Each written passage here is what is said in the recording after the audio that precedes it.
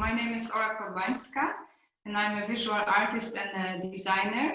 I'm a graduate of Design Academy Eindhoven, and my projects are mostly based on research, and I could say that they are conceptual. My name is Iwo Borkowicz. I'm an architect and lately moving towards also making objects in public spaces, more sculptural works. I graduated my master's in Belgium, and I run an office called Jeju Studio, which is an architectural practice, and we're based in Poland, Poznań. I was invited to be part of an art residency in Portugal at Agit Lab in Agda. I was working on a couple of projects there, and I know Ola from actually way back because we're from the same city.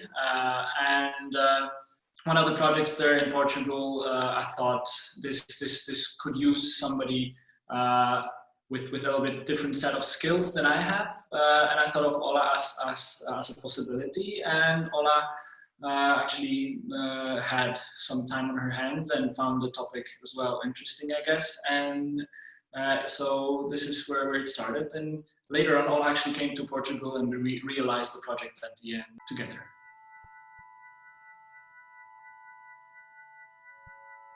So we came to Portugal, and there is a big problem there with the palm trees, which are dying. And this is a visible thing there. So it's on the squares, like it's a part of the landscape that that you see these dead gray trunks.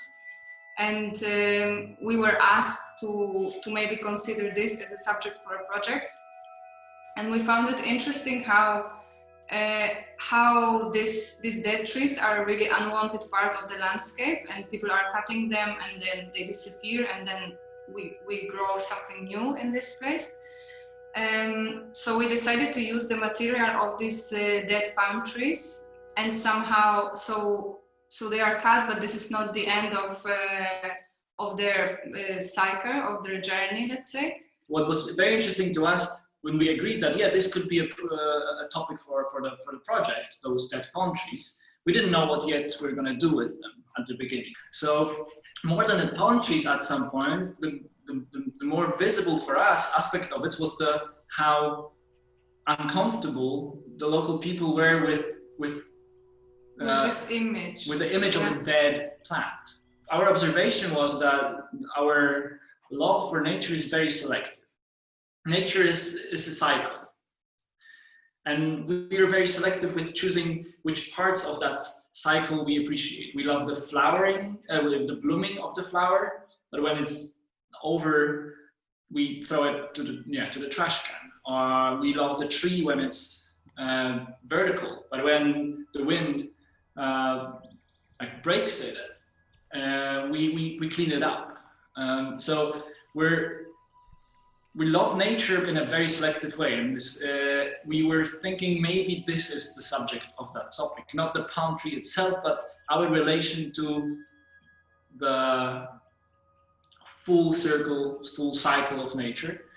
So we tried to take these unwanted parts of that cycle and give them a narrative and a form that could be appreciated.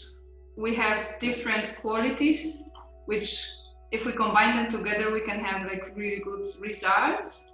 And we also enjoy that one part is doing a bit of this, and the other is stronger in some other fields. But I guess this energy and this organizing part, it's really the thing which I've learned. And I think, I also think it's a good pairing. I think Ola has, first of all, I think the whole experience of making this kind of art in such a surrounding as Portugal in the middle of summer, after escaping the lockdown in Poland, was in general a big lesson in chilling out in a way, like working in a healthy way. And with this project and working with Ola, I think we created a much more balanced and natural vibe and flow of work. Ola, I think it's also the qualities that I already seen in her through her writing, has a lot of these extremely poignant observations when it comes to reality that I think is one of her biggest qualities, and I'm trying to learn to observe reality in this very particular way from her as well, is with finding very peculiar small sections of reality or objects or colors or just everyday things that we are very often just passing by, and then connecting them in beautiful storytelling qualities. And Ola has that, and I'm very happy to have her on board with this project as well because of that quality. We find that idea of something being temporary from an architectural perspective very interesting, and actually we're trying to explore how this piece of work could be grown into actual architecture. So throughout the last 60, 70 years in architecture, there was a lot of different approaches when it comes to how to build temporary structures, starting from high-tech solutions with elements that were assembled and could be put back into a box and moved somewhere else and assembled again, like these kind of temporary structures, through the whole movement of temporary architecture being built with materials that are easily recyclable, up to the point where, for example, the People's Pavilion in the Dutch Design Week was built with elements that were lent from other places and then given back to those industries. So at the moment, we're trying to conceptualize a pavilion for one of the festivals in Poland. Hopefully, I will be able to say more if we get the commission for it. But we're conceptualizing that we could maybe build a temporary pavilion for a festival that would house discussions and exhibitions for a couple of months during the festival, and then would be just turned down or left as it was, and the plants would grow out of it and it would just become a part of the landscape. So trying to build a building that is both architecture in its pure sense and landscape architecture down the road. And I find this idea of building temporary structures with dirt that will become just a field full of flowers and shrubs quite interesting and exciting, actually. Once you design something, then you think about the material and you try to make it as long-lasting as possible. Or even if you make a piece of art, then there is this factor of preservation, the object. So somehow the materiality is supposed to be strong, like the material part is supposed to last very long. There is something very human about trying to preserve memories and trying to preserve some moments.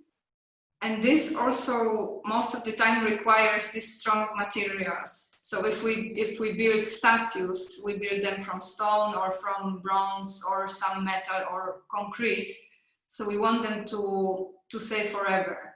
And we found interesting that we can celebrate the memory of these trees, or the concept of materiality being in circle.